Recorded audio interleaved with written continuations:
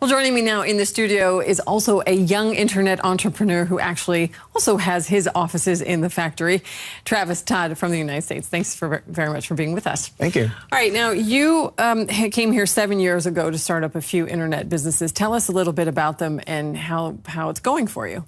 Yeah, I've worked in several startups and founded a few of my own. I'll just rattle off some names. One was called Buddy Beers, which was a social mobile beer giving app that we sold to a company in San Francisco. Another one was Toast, which was a social wish list application. And I've also founded a media company called Silicon Alley.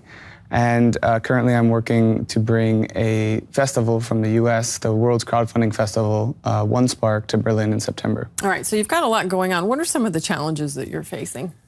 I think, one of the challenges in Berlin is always raising capital. It's still a really young ecosystem, so there's not a lot of access to money. But that's steadily changing. I think as more and more businesses are founded, more investors are hearing about Berlin as a startup ecosystem and investing their money here. And some companies are exiting and being able to reinvest in the system.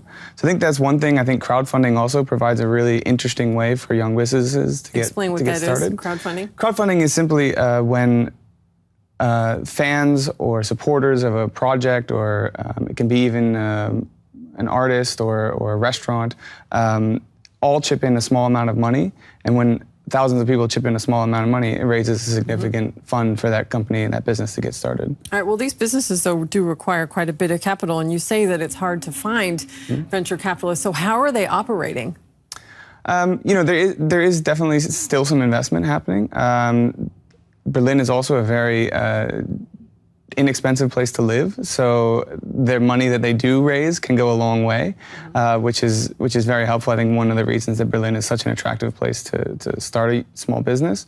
Because it's cheap here. Yeah, it's cheap, and it's cheap, it's fun, there's a lot of young people, there's a lot of access to universities and talent, and it's just a really attractive place to live, and that's why you're seeing a lot of international people coming here and working in these small businesses. This is why we were able to convince the festival to come to Germany as its first international location as well. So I think they're scraping by, they're bootstrapping. There's still a bit of investment that's happening, and it's steadily growing. So. Okay, now you say you came up with the term Silicon Alley, a play on, obviously, Silicon Valley. Yeah. Would you say then Berlin is really the next Silicon Valley? Do people really see it that way? Well, we tend to stay away from comparing it to Silicon Valley because Silicon Valley will always be Silicon Valley, and nothing's going to change that.